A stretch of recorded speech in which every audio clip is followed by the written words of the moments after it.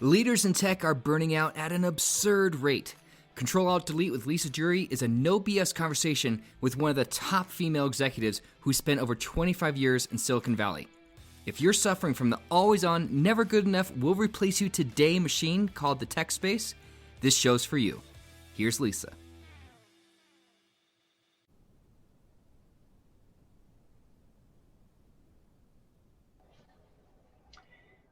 Hey there. We are live this time around. This is my second attempt doing this today. I'm Lisa Duerre. I'm the CEO of RLD Group, and I'm here today because I want to say thank you, and I hope you can feel my energy coming through. My family and I were on notice to evacuate last week.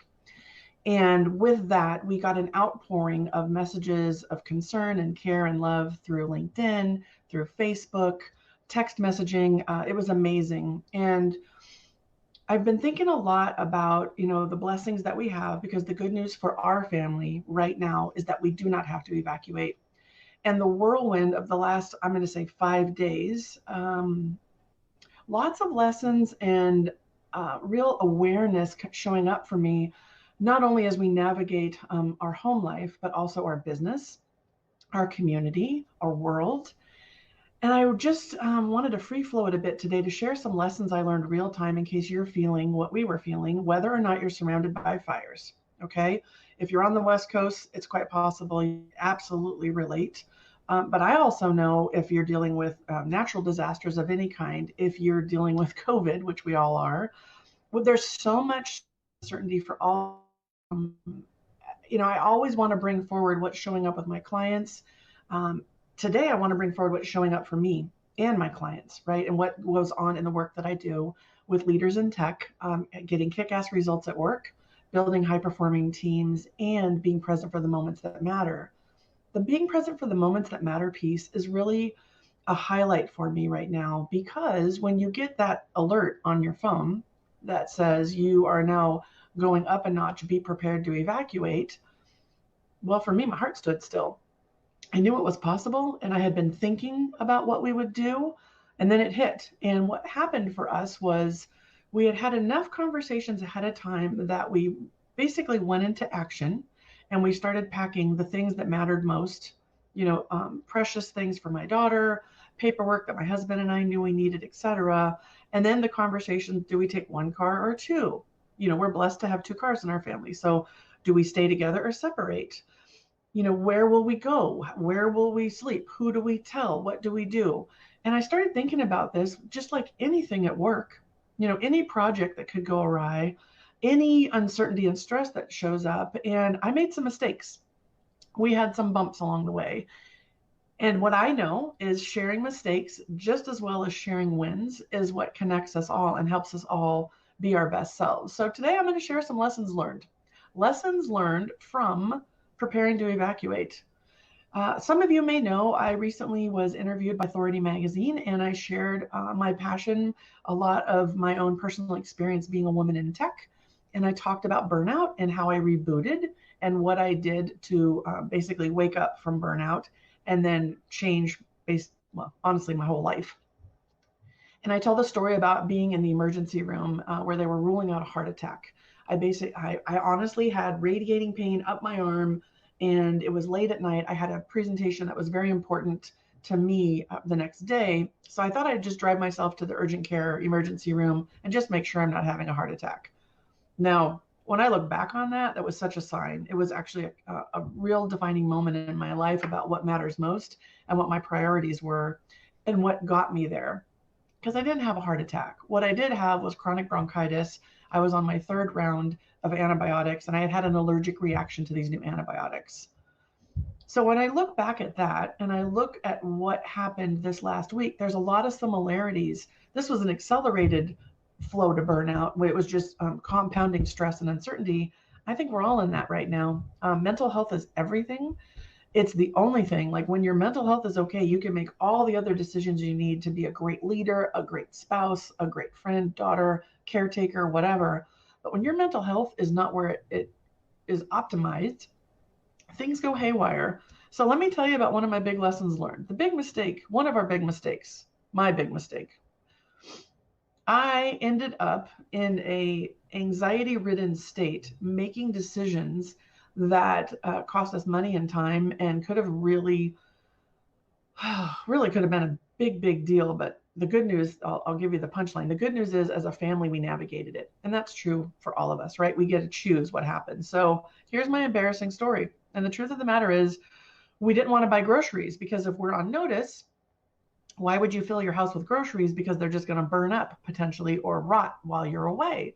So we ordered DoorDash, and my daughter and my mother-in-law, they really wanted Kentucky Fried Chicken. Now, not the healthiest choice, but let me tell you about stress eating and picking your battles in the moments when your daughter and mother-in-law want Kentucky Fried Chicken. Okay, we're going to order it on DoorDash. It goes through. About 10 minutes later, I get a notice that our order is canceled. And now I'm back to square one. What are we going to eat? What do we do? How do we do it? And I thought, well, that's strange. So I put the order in again, canceled again. And so what did I do? I made assumptions. I started thinking, well, everything around us is shutting down because we're all on alert. We can't possibly get food. And I thought to myself, well, maybe if I order in another zip code, we'll see what happens. So we decided on pizza. We ordered the pizza. Then a couple minutes later, I got the notice that that was canceled. Now, I'm going to fast forward for you. This happened to me 3 times. I repeated the order again. It was canceled. I went to another restaurant and said to the family, this is the last time I'm going to try. So in the meantime, my husband gets up and he starts looking in the freezer to see what he can pull together, some sort of buffet for us so we can have dinner while we're waiting to figure out what we're going to do. And the next order is canceled. So I said, okay, babe, thank you so much for cooking. This is really important. We need to eat and we need to just let this go, right? 20 minutes later, my phone dings. Your pizza order is on its way. And then 5 minutes later, my phone dings. Your pizza order is on its way. 10 minutes after that, your pizza order is on its way. Now my husband's already cooking. Now I have 3 pizza orders on their way. Yeah, was I embarrassed? Did I feel horrible? Did I think about the money wasted, the people driving, all this excess food we're going to have and what to do with it? Yeah. At the end of the day, we had 3 pizza orders delivered. It was over $200. We still have pizza.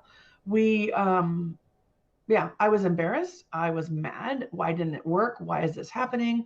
All of this like anxiety and frustrations building up. And so listen, this whole ordering of pizza is not the lesson itself, but the decision making, the stress management, the priorities, the clarity on who's doing what, the roles and responsibilities in the moment. You guys need this as you're dealing with remote employees, as you're dealing with remote schooling. We are all in high anxiety at some point throughout the day right now. And what I learned from this was to slow down. Now, I already know to slow down, but it was a great reminder, right? Slow down, Lisa. Troubleshoot it. Maybe I could have gone to my husband's phone and tried the DoorDash app. Obviously, there was a do loop going on in mine. Maybe the pizza place might have seen, wow, I got a duplicate order. Maybe I should call. Everyone's just getting stuff done. No one is slowing down, right? So we had duplicate orders. So one of the lessons I just want to say is a deep breath, a pause, just taking a moment. Instead of like when something's not working, just pushing through, pushing through, pushing through, perhaps that's just a sign that you just aren't grounded enough to be making purposeful, intentional action. And that's exactly what's needed right now. So I just want to tell you, you're not alone if that's happening. I'm going to raise my hand and say, I just kept pushing buttons, trying to make something work. And on the other end, they just kept filling orders, trying to make something work. And in the meantime, every time I open that pizza, every time I open the fridge, I have a choice to make. Do I want to beat myself up and feel crappy that I did that? Or do I want to keep that as a lesson learned? And I'm going to keep it as a lesson learned. We still have things that aren't unpacked. We are still trying to get back to normal, whatever normal is these days. And every time I open that fridge, I have a choice. So if you made a mistake at work, if you rolled out a project and you had a hiccup, if you missed a meeting because something else was going on, you have a choice. Give yourself grace. Give yourself the opportunity to learn from it. Think about how else this can apply. Share your story, right? I guarantee you now, if you go to order DoorDash or Uber Eats or Grubhub or whatever, if you get a canceled order, you're probably going to not make the same mistake I did because I've shared it with you, right? So I'm filled with gratitude. I am filled with a big exhale, even though the air quality here is horrific. I am grateful that I had this opportunity to learn and we are safe. I am grateful to be able to help you, regardless of your situation, learn from my own mistakes, right? And figure this out together. So, the simplest story of $200 worth of duplicate pizza can extrapolate to so many areas in our lives. And I just wanted to pop in here today to share that because there's a lot of people displaced right now. People are hurting. People are homeless. People are alone in hospitals. People are stressed out trying to pull it all together. And as a leader, I bet you have someone on your team, even if they're not evacuating, ordering $200 worth of pizza and not talking about it, whatever that is for them. So, my ask of you today is to check in with yourself and to check in with those you lead and love and ask the simple question, how are you holding up? Instead of how are you holding up? Allows that person to share. Um, what's weighing on you? How are things going at home? How is work for you right now? Be curious, ask the question and lean in because we need leaders right now that are authentic and vulnerable and curious.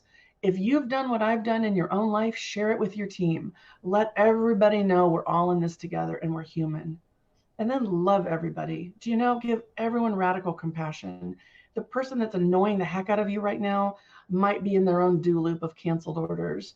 The person that's not filling their obligations right now might be so worried that their kid is missing the next class on Zoom. My daughter navigating this evacuation on top of the pandemic. Yesterday, we took a mental health day and we watched TV and we did arts and crafts. And honestly, part of me just wanted to work so I could feel that sense of control. And what I knew was necessary was to not have control that day and to be present with her and to really just sit and be in that moment. And boy, there were times that was hard.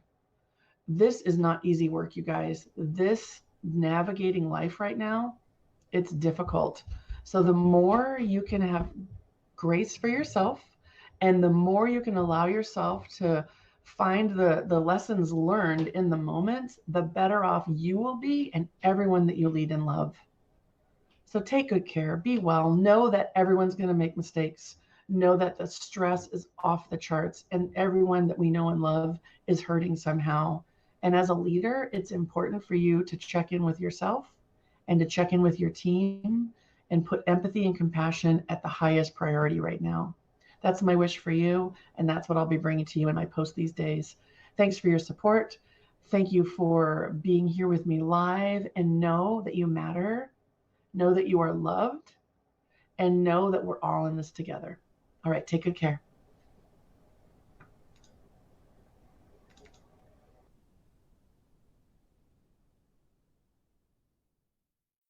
That was great content, but let's be honest.